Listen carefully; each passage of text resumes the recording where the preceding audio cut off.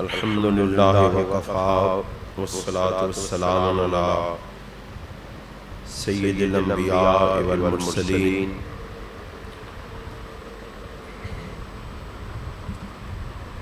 اما بعد فاعوذ باللہ من الشیطان الرجیم بسم اللہ الرحمن الرحیم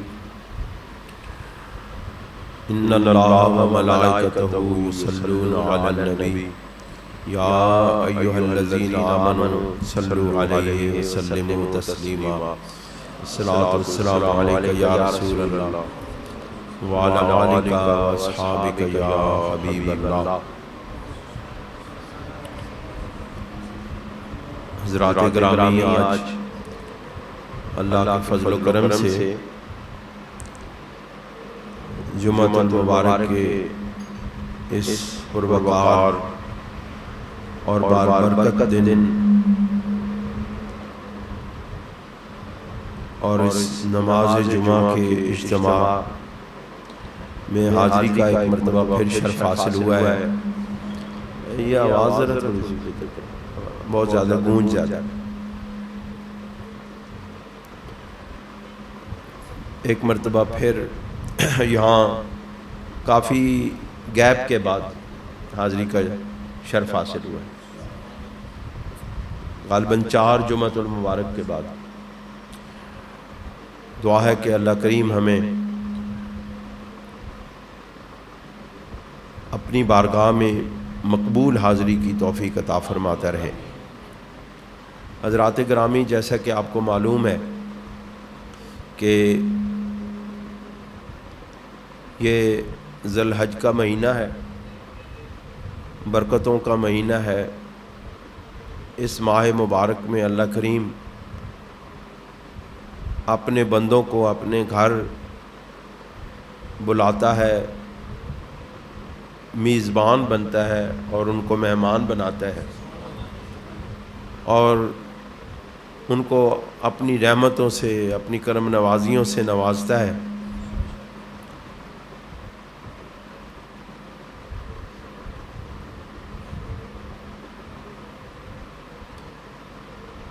یہاں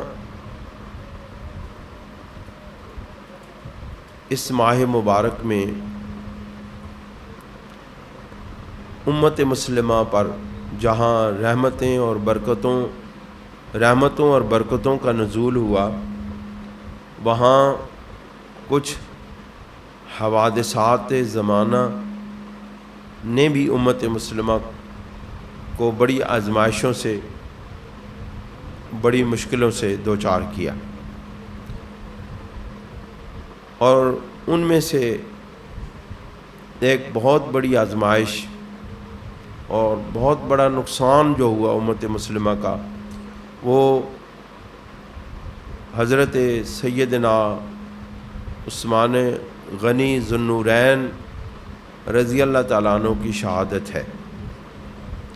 18 ذی الحج کو آپ کو باغیوں نے مدینہ پاک کی پرامن بستی میں، پرامن شہر میں، مرکز میں شہید کر دیا۔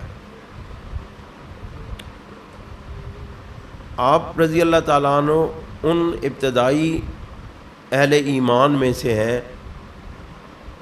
آپ عشرہ مبشرہ میں سے ہیں، ان 10 خوش نصیب لوگوں میں سے ہیں، صحابہ میں سے ہیں، جن کو نبی کریم علیہ الصلوۃ والسلام نے اس دنیا کے اندر ہی، اس زندگی میں ہی جنت کی بشارت عطا فرمائی تھی۔ پھر سرکار دو عالم صلی اللہ علیہ وآلہ وسلم نے آپ کو اپنی 2 بیٹیوں کے ذریعے دامادی کا شرف بخشا۔ ذو النورین اس لیے کہتے ہیں 2 نوروں والا، 2 نور والا، یعنی سرکار دو عالم صلی اللہ علیہ وسلم کی 4 صاحبزادیوں میں سے 2 صاحبزادیاں حضرت رقیہ اور حضرت ام کلثوم سلام اللہ علیہما، آپ کی یعنی کہ آپ کی زوجیت میں گئیں، زوجیت میں دی گئیں۔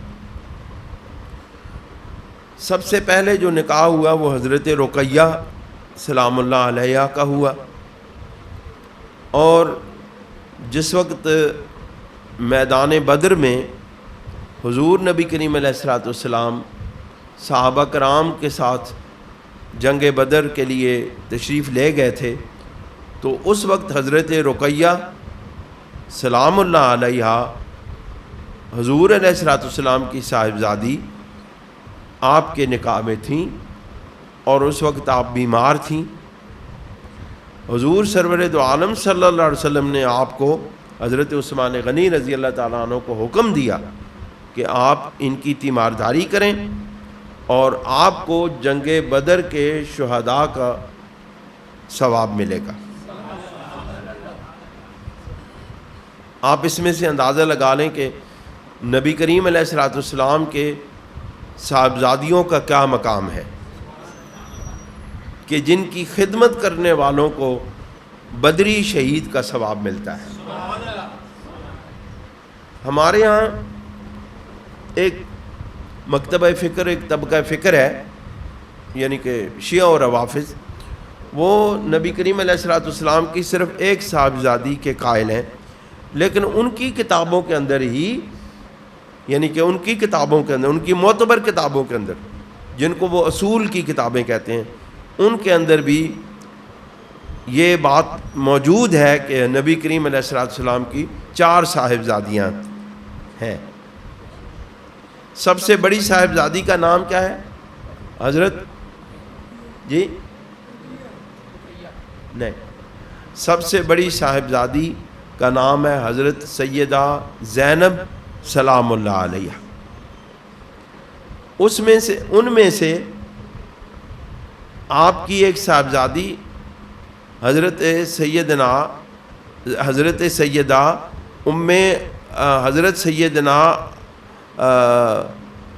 ابو امامہ تھیں، حضرت سیدنا امامہ سلام اللہ علیہ تھیں، جن کو رسول اللہ صلی اللہ علیہ وسلم کی نواسی تھیں، اور جن کو رسول اللہ صلی اللہ علیہ وسلم نے اپنی گود میں کھلایا تھا، اور وہ بھی امام حسن اور امام حسین رضی اللہ تعالیٰ عنہما کی طرح آپ کی گردن پہ سوار ہو جایا کرتی تھی۔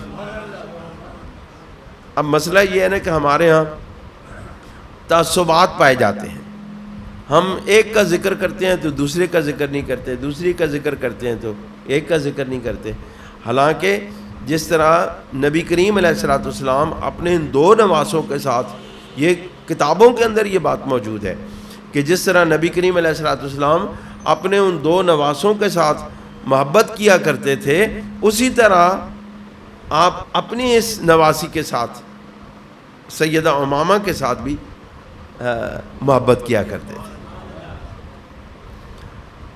تو دوسری صاحبزادی حضرت سیدہ رقیہ، تیسری صاحبزادی حضرت ام کلثوم ہے۔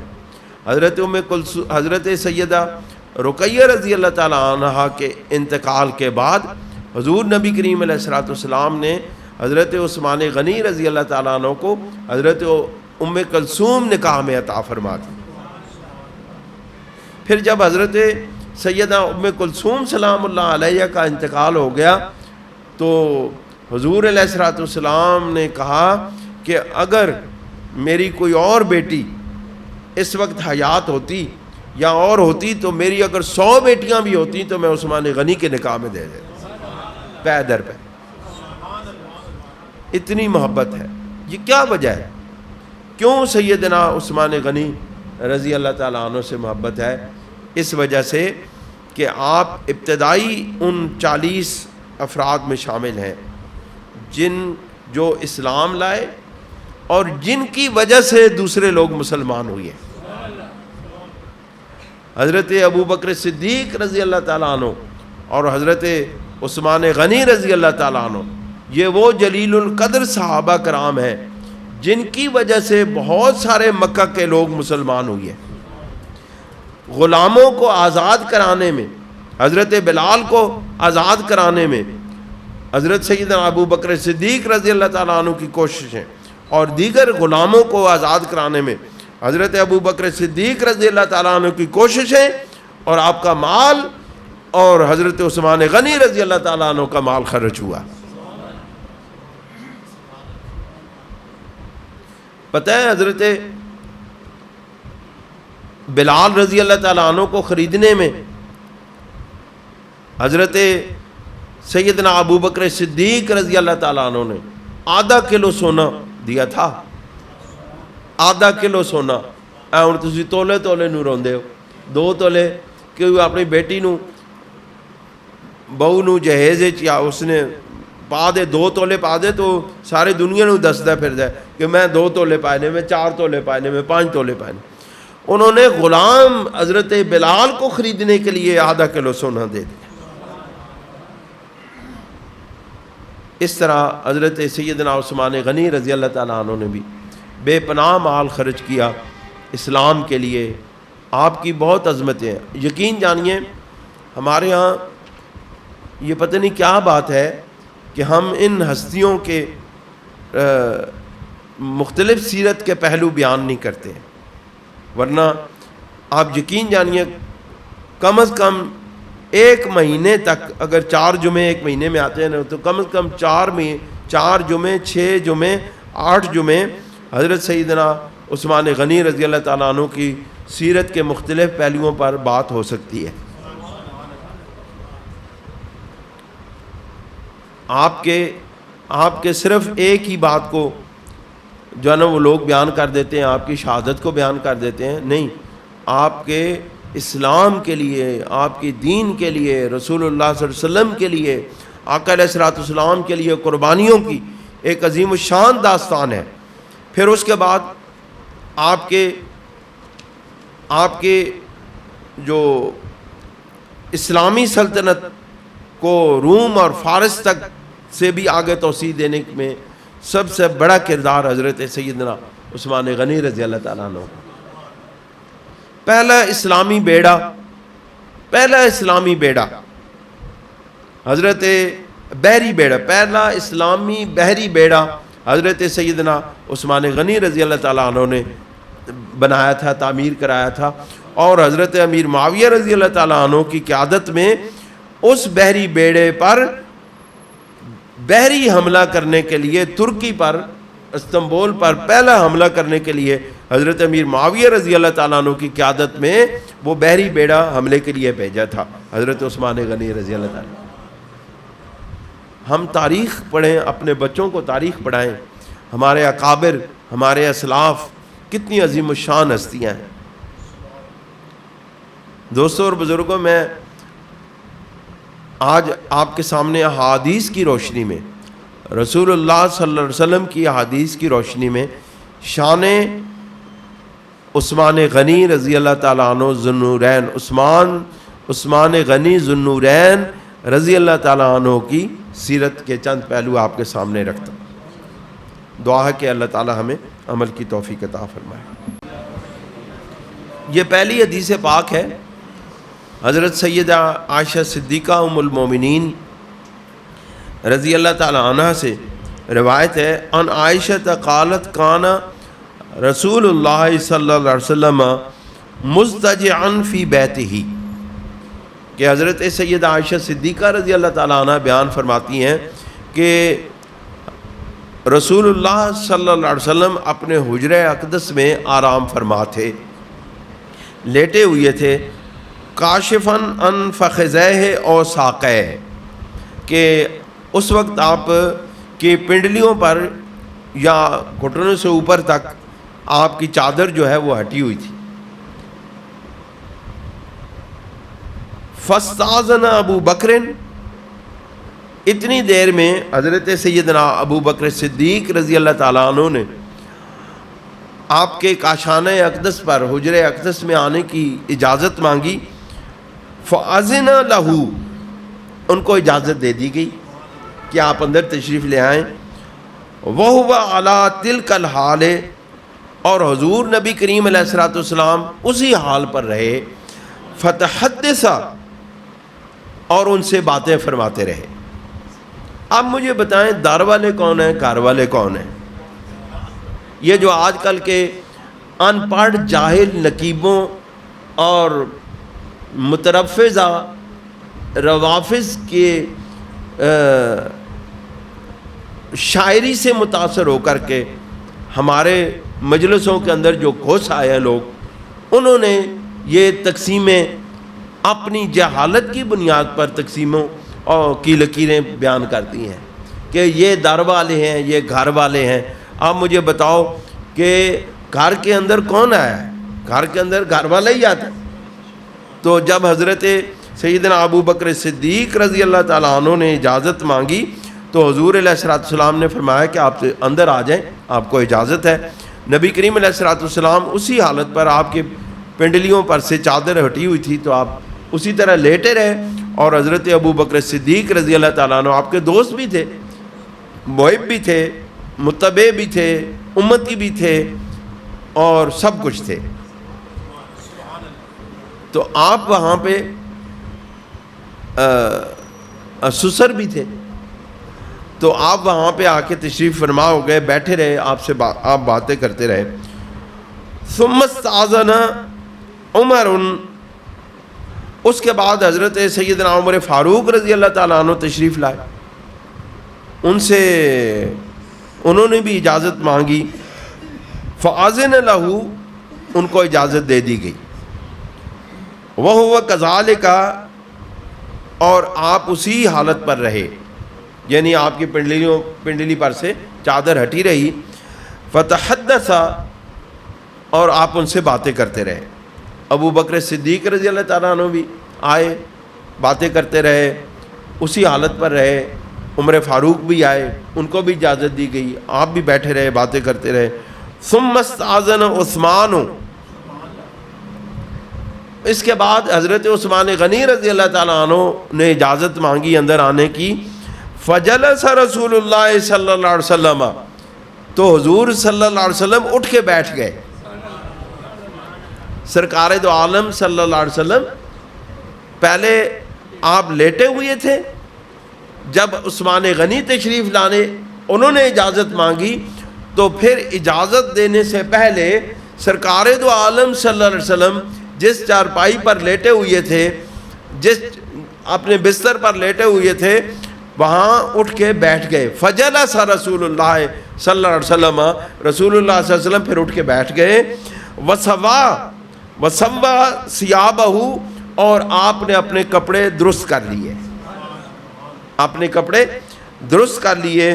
فلما خرج، جب یہ حضرات چلے گئے، قالت عائشہ، تو حضرت سیدہ عائشہ صدیقہ رضی اللہ تعالیٰ عنہ فرمانے لگیں کہ دخل ابو بکر، ابو بکر تشریف لائے، فلم تحتش لہ، تو آپ نے کوئی اپنے جسم کو حرکت نہیں دی، کوئی ایسی بات نہیں کی۔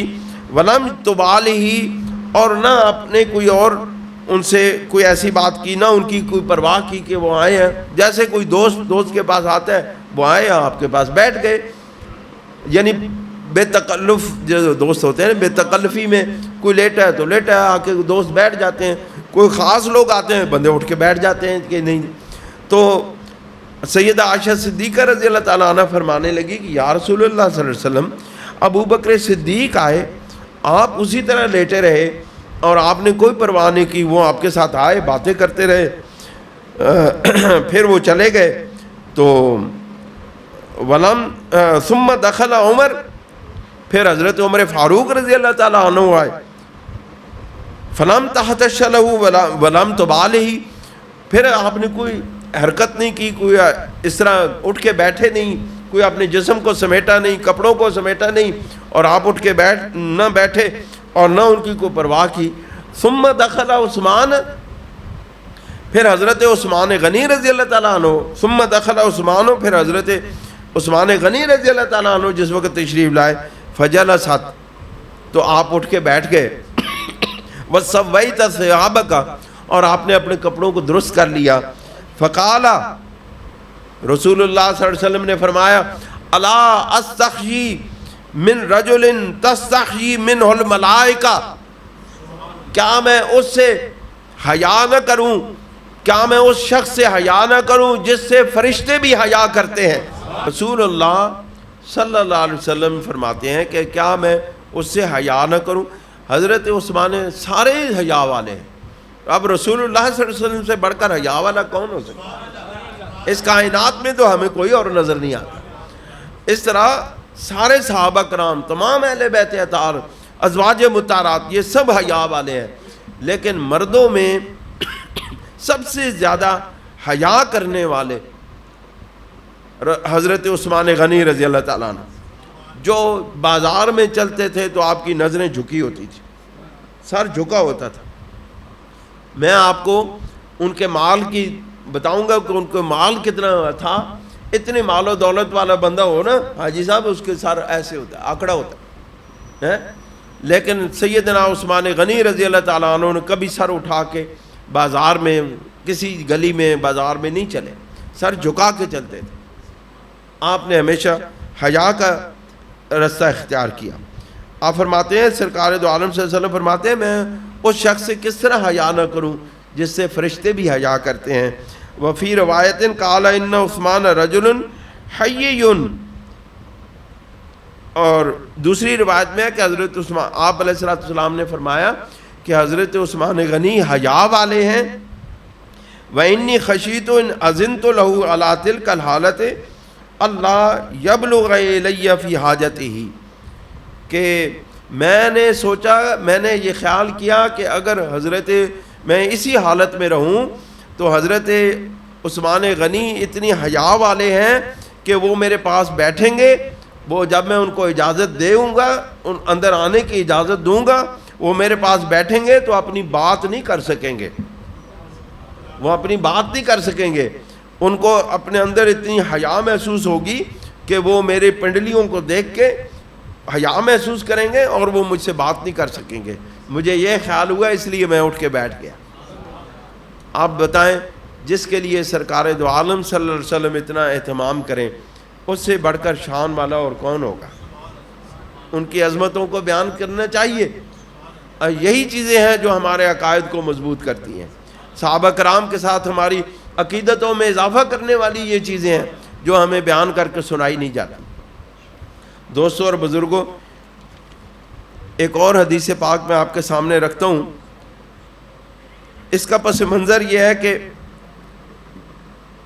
حضور سرور دو عالم صلی اللہ علیہ وسلم نے، آپ کو معلوم ہوگا کہ روم کی سلطنت پر روم کی سلطنت میں مسلمانوں پر حملے کی تیاریاں ہو رہی ہیں اور لشکر ترتیب دیے جا رہے ہیں۔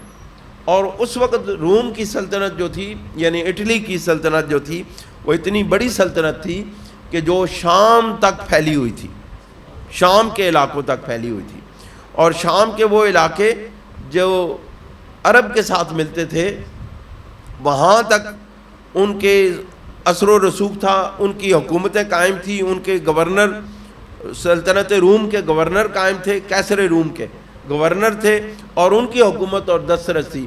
وہاں پر تیاریاں شروع ہو گئی تھیں کہ مدینہ پاک پر حملہ کیا جائے تاکہ مسلمانوں کی اس طاقت کو ختم کر دیا جائے۔ نبی کریم علیہ الصلوۃ والسلام نے اس دور کے اندر، اس زمانے کے اندر کہ جب عرب کے اندر قحط پڑا ہوا تھا اور انتہائی مسلمان تنگی کی حالت میں تھے، تکلیف کی حالت میں تھے، شدید تکلیف کا دور تھا، مسلمانوں کے پاس کھانے کے لیے کچھ نہیں تھا، درختوں کے پتے کھا کے گزارا کیا جاتا تھا، اتنی تنگی اور تکلیف تھی۔ اس لیے جو غزوہ تبوک کی طرف جانے والا لشکر تھا، اس کو جیش الاسرت کہتے ہیں۔ اسرت کہتے ہیں تنگی کو، یعنی کہ تکلیفوں والا، تنگیوں والا قافلہ اور لشکر۔ ان تنگیوں کے دور کے اندر ہی غزوہ تبوک کی جب تیاری کی جانے لگی، رسول اللہ صلی اللہ علیہ وسلم کو جب معلوم ہوا کہ کیسر روم کی فوجیں اسلام کی سلطنت پر، اسلام کی اس ابتدائی سلطنت پر جس کا مرکز مدینہ منورہ تھا، حملہ آور ہونے لگی ہیں، تو رسول اللہ صلی اللہ علیہ وسلم نے اس پر پری ایمپٹیو کارروائی کی، یعنی اس کو پیش قدمی کو روکنے کے لیے، ان پر رعب طاری کرنے کے لیے رسول اللہ صلی اللہ علیہ وسلم نے یہ خیال فرمایا کہ ان کے حملہ کرنے سے پہلے ان کی سرحدوں پر پہنچ کر ان کو خوف میں مبتلا کر دیا جائے۔ دشمن اسلام کے جتنے دشمن ہیں یہ خوف زدہ ہوتے ہیں مسلمانوں سے، ہمیشہ خوف زدہ رہے ہیں اور آج بھی خوف زدہ ہیں۔ صرف مسئلہ یہ ہے کہ مسلمان اپنے اندر تھوڑی سی ہمت پیدا کریں تو یہ سارے، یہ اسرائیل، یہ بھارت، یہ سب کچھ ختم ہو جاتا ہے۔ یہ ہماری کمزوریوں کی وجہ سے، مسلمانوں کی بزدلیوں کی وجہ سے آج یہ مسلمانوں پر ظلم و ستم ہو رہے ہیں۔ تو سرکار دو عالم صلی اللہ علیہ وسلم نے جب اعلان فرمایا تو حضرت ابو بکر صدیق رضی اللہ تعالیٰ عنہ اپنا سارا مال لے آئے، حضرت عمر فاروق رضی اللہ تعالیٰ عنہ اپنا آدھا مال لے آئے، جتنا جس کے پاس جو کچھ تھا وہ سب حضور علیہ الصلوۃ والسلام کی بارگاہ میں پیش کر دیا۔ اس کا یہ ایک منظر پیش کرتے ہوئے حضرت عبد الرحمن بن خباب رضی اللہ تعالیٰ عنہ کی یہ روایت ہے، آپ ارشاد فرماتے ہیں کہ قال شہدت النبی صلی اللہ علیہ وسلم وہو یحث علی جیش الاسرۃ، کہ میں حضور علیہ الصلوۃ والسلام کی بارگاہ میں حاضر تھا اور آپ اس وقت جیش الاسرت یعنی تنگی والے لشکر، مشکلات والے کے دور والے لشکر کے لیے آپ ترغیب دے رہے تھے، آپ لوگوں کو دعوت دے رہے تھے کہ اس کے لیے مدد کی جائے، اس کے لیے ہتھیار لائے جائیں، اس کے لیے مال دولت اسباب مہیا کیے جائیں۔ تو فقام عثمان، حضرت نبی کریم علیہ الصلوۃ والسلام کی اس مجلس میں جہاں اور صحابہ کرام تشریف فرما تھے، حضرت عثمان غنی رضی اللہ تعالیٰ عنہ بھی تھے، تو آپ کھڑے ہو گئے۔ فقال یا رسول اللہ علی مئۃ بعیر باحلاسها واکتابها، کہ یا رسول اللہ صلی اللہ علیہ وسلم مجھ پر 100 اونٹ بمائے ساز و سامان کے میں اس جیش عسرت کے لیے پیش کرنے کا اعلان کرتا ہوں۔ 100 اونٹ، ایک اونٹ کی کتنی قیمت ہے؟ 7-8 لاکھ دا ہونے، تو اس وقت اس تو بھی زیادہ سی، کیونکہ عرب وچ اونٹ کی ہوائی جہاز سی، اس وقت اس تو بھی زیادہ سی۔ تسی 10 لاکھ ہی کر دو تو پہلے حلے چی سمجھو کہ 1 کروڑ روپے دے اونٹ آپ نے پیش کر دیتے ہیں جی، 10 کروڑ۔ اچھا، پھر فرمایا کہ ثم حد علی الجیش، نبی کریم علیہ الصلوۃ والسلام نے یہ سن کے بڑی خوشی کا اظہار فرمایا، اور پھر آپ حضرت عثمان غنی رضی اللہ تعالیٰ عنہ بیٹھ گئے۔ پھر حضور علیہ الصلوۃ والسلام نے لوگوں کو ترغیب دلائی، پھر آپ نے اس پہ ابھارا کہ بھئی اس کے لیے، دین کے لیے یہ چندہ دو۔ لوگ کہنے چندہ منگ دینے، چندہ منگنا رسول اللہ صلی اللہ علیہ وسلم دی سنت ہے، دین واسطے، دین دی خدمت کے لیے، دین کی خدمت کے لیے رسول اللہ صلی اللہ علیہ وسلم نے پھر فرمایا کہ بھئی اور کوئی دینا چاہتا ہے تو دے۔ پھر حضرت عثمان غنی رضی اللہ تعالیٰ فقام عثمان، پھر حضرت عثمان غنی رضی اللہ تعالیٰ عنہ کھڑے ہو گئے، فرمایا فقال علی مئۃ بعیر بحلاسها واکتابها فی سبیل اللہ، کہ میں اللہ کی راہ میں 200 اونٹ بمائے ساز و سامان کے پیش کرتا ہوں۔ ثم حدث، پھر حضور علیہ الصلوۃ والسلام نے ترغیب دلائی۔ فقام عثمان، پھر عثمان غنی کھڑے ہو گئے، فقال علی 300 بعیر بحلاسها واکتابها، کہ یا رسول اللہ صلی اللہ علیہ وسلم 300 اونٹ بمائے ساز و سامان کے فی سبیل اللہ آپ کی خدمت میں حاضر ہیں۔ فانا رأیت رسول اللہ صلی اللہ علیہ وسلم، حضرت عبد الرحمن بن خباب رضی اللہ تعالیٰ عنہ ارشاد فرماتے ہیں کہ میں نے رسول اللہ صلی اللہ علیہ وسلم کو دیکھا، ینزل علی المنبر، سرکار اپنے ممبر سے اتر آئے، اپنے ممبر سے جب یہ سنا، پہلے ممبر پہ تشریف فرما تھے، لوگوں کو ترغیب دلا رہے تھے، ایک مرتبہ عثمان غنی کھڑے ہوئے، دوسری مرتبہ عثمان غنی کھڑے ہوئے، جب تیسری مرتبہ عثمان غنی کھڑے ہوئے، رسول اللہ صلی اللہ علیہ وسلم اپنی ممبر پاک سے تشریف لے آئے۔ وَهُوَ يَقُولُ ما علی عثمان ما عمل بعد هذه ما علی عثمان ما عمل بعد هذه. رسول اللہ صلی اللہ علیہ وسلم نے یہ 2 مرتبہ فرمایا کہ آج کے بعد عثمان غنی جو کچھ بھی کرے اس کے لیے معافی ہے. ترمذی شریف کی حدیث میں نے آپ کے سامنے پیش کی. رسول اللہ صلی اللہ علیہ وسلم نے فرمایا کہ آج کے بعد عثمان جو کچھ بھی کرے اس کے لیے اس کے اوپر کوئی گناہ نہیں، کوئی عمل نہیں، کوئی اس کے اوپر مسئلہ نہیں ہے.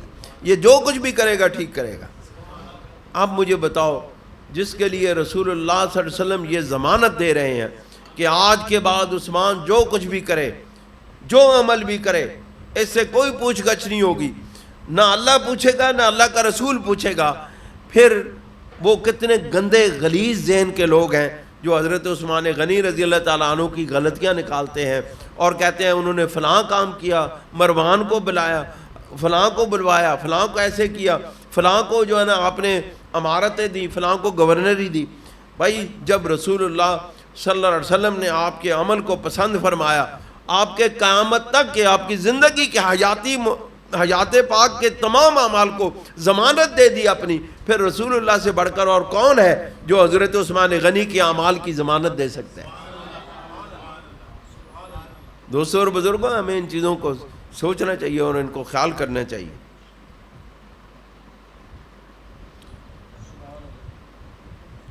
ایک اور روایت ہے اسی کے ساتھ ہی، عبد الرحمن بن سمرہ سے، وہ فرماتے ہیں قال جاء عثمان الی النبی صلی اللہ علیہ وسلم ب1000 دینار فی کمہ، کہ حضرت عثمان غنی جب حضور علیہ الصلوۃ والسلام نے یہ اعلان فرمایا تو جب دعوت دی کہ آؤ جیش عسرت کے لیے چندہ دو، تو حضرت عثمان غنی رضی اللہ تعالیٰ عنہ اپنے گھر سے تشریف لائے اور ب1000 دینار 1000 دینار آپ کی آستین میں تھے. فی کم میں ہی اپنے آستین میں تھے 1000 دینار. حین جہز جیش العسرت، جب جیش عسرت کو ترتیب دیا جا رہا تھا اس وقت لے کر آئے. فنثرہا فی حجرہ، اور ان 1000 دیناروں کو 1000 دیناروں کو حضور علیہ السلام کی جھولی میں ڈال دیا کہ اے یا رسول اللہ میری طرف سے نذرانہ قبول فرماؤ. فرمایا فرعیت النبی صلی اللہ علیہ وسلم، میں نے نبی کریم علیہ السلام کو دیکھا، یقلبھا فی حجرہ، آپ ان دیناروں کو اپنی گود میں رکھ کے ادھر ادھر اپنے ہاتھ سے ایسے ایسے کر رکھے، ان کو ایسے پھیرنے لگے، ان کو ایسے ایسے کرنے لگے. وَيَقُولُ، اور پھر فرمانے لگے مَا دَرَّ عثمان مَا عَمِلَ بَعْدَ الْيَوْمِ مَرَّتَيْن. آپ نے 2 مرتبہ فرمایا کہ آج کے بعد عثمان جو کچھ بھی کرے اس کے اوپر کوئی گناہ نہیں ہے، کوئی اس کے اوپر پکڑ نہیں ہوگی، کوئی اس کے اوپر مسئلہ نہیں ہوگا. ایک حدیث پاک بیان کر کے میں آپ سے اجازت چاہوں گا، وقت تھوڑا ہے، گرمی بہت زیادہ ہے، بڑے مشکل سے آپ لوگ تشریف لائے ہیں. آپ کا بہت بہت شکریہ. اس شدید گرم موسم میں آپ کا یہاں پہ آنا بہت ہی قابل قدر ہے. حضور علیہ الصلوۃ والسلام، حضرت انس سے یہ روایت ہے، وعن انس قال لما امر رسول اللہ صلی اللہ علیہ وسلم ببایعۃ رضوان کان عثمان رسول اللہ صلی اللہ علیہ وسلم الی مکہ تھا، کہ جس وقت بیعت رضوان کے موقع پر رسول اللہ صلی اللہ علیہ وسلم نے صحابہ کرام سے بیعت لی. کس بات پر؟ موت پر، کہ آج مکہ والوں نے ہمیں روک دیا ہے، اب ہم مکہ پر حملہ کریں گے اور جو بندے بھی اس میں کام آئیں گے اپنی موت کا یہاں پہ میرے ہاتھ پہ ہاتھ رکھ کے گواہی دیں. اس دوران میں کہ وجہ کیا بنی تھی کہ کان عثمان و رسول اللہ صلی اللہ علیہ وسلم الی مکہ تھا، کہ رسول اللہ صلی اللہ علیہ وسلم نے حضرت عثمان غنی رضی اللہ تعالیٰ عنہ کو مکہ مکرمہ میں کفار مکہ کے پاس، قریش مکہ کے پاس سفیر بنا کے بھیجا تھا کہ جا کے ان سے کہو کہ ہم عمرہ کرنے کے لیے آئے ہیں، ہم تلواریں نہیں لے کر آئے، ہم اسلحہ لے کر نہیں آئے، ہم لڑنے کے لیے نہیں آئے، ہم عمرہ کرنے کے لیے آئے ہیں، آپ ہمیں عمرہ کرنے کی اجازت دے دیں. عثمان غنی رضی اللہ تعالیٰ عنہ کو بنا کے بھیجا سفیر. اس کا مطلب ہے، محدثین کرام لکھتے ہیں کہ صحابہ کرام میں حضرت عثمان غنی رضی اللہ تعالیٰ عنہ کو اتنے صحابہ کرام تھے تو کیوں بنا کے بھیجا سفیر؟ اس وجہ سے کہ حضرت عثمان غنی کے کفار مکہ پر احسانات تھے، غریبوں کی، بیواؤں کی، یتیموں کی خبرگیری کرنے والے تھے، ان کی مدد کرنے والے تھے، ان کا ساتھ دینے والے تھے۔ تمام اہل مکہ کے اندر خواہ وہ کفار ہی کیوں نہ تھے، حضرت عثمان غنی کی قدر و قیمت تھی، آپ کی قدر تھی، آپ کے لوگ عزت کی نگاہ سے دیکھتے تھے۔ اسی وجہ سے رسول اللہ صلی اللہ علیہ وسلم نے بھیجا تاکہ عثمان غنی کو دیکھ کر کے وہ لوگ شاید اپنی حیا کریں، اپنی آنکھوں کو نیچا کر لیں اور اپنے آپ کو نیچے گرا لیں اور مان لیں ہماری بات۔ لیکن جب خبر یہ پہنچی، کوئی ہوائی خبر پہنچ گئی کہ حضرت عثمان غنی رضی اللہ تعالیٰ عنہ کو کفار مکہ نے شہید کر دیا ہے، تو حضرت عثمان غنی رضی اللہ تعالیٰ عنہ کی اس شہادت کا بدلہ لینے کے لیے رسول اللہ صلی اللہ علیہ وسلم نے سارے صحابہ کو، قریباً 1400 کے قریب صحابہ تھے، ان کو اکٹھا کیا۔ انہوں نے کہا کہ آپ میرے ہاتھ پر عثمان غنی رضی اللہ تعالیٰ عنہ کی شہادت کا بدلہ لینے کے لیے بیعت کریں کہ آئیں ہم مکہ مکرمہ پر حملہ کریں گے اور اپنی موت پر بیعت کر کے عثمان غنی کی شہادت کا بدلہ لیں گے۔ پھر کیا ہوا؟ جب سب صحابہ کرام کی بیعت لی گئی، فبايع الناس، پھر تمام لوگوں کی بیعت لی گئی۔ فقال رسول اللہ صلی اللہ علیہ وسلم ان عثمان فی حاجت اللہ و حاجت رسول ہی، کہ بے شک عثمان اللہ اور اس کے رسول صلی اللہ علیہ وسلم کی حاجت کو اور ان کی ضرورت کو اور ان کے حکم کو پورا کرنے کے لیے مکہ میں تشریف لے گئے ہیں۔ فضرب فاحد باحدى يديه على الاخرى، نبی کریم علیہ الصلوۃ والسلام نے اپنے ہاتھ کو اپنے دوسرے ہاتھ پر رکھا، کہا کہ سب نے بیعت کر لی ہے، سب نے بیعت کر لی ہے، عثمان نے بیعت نہیں کی۔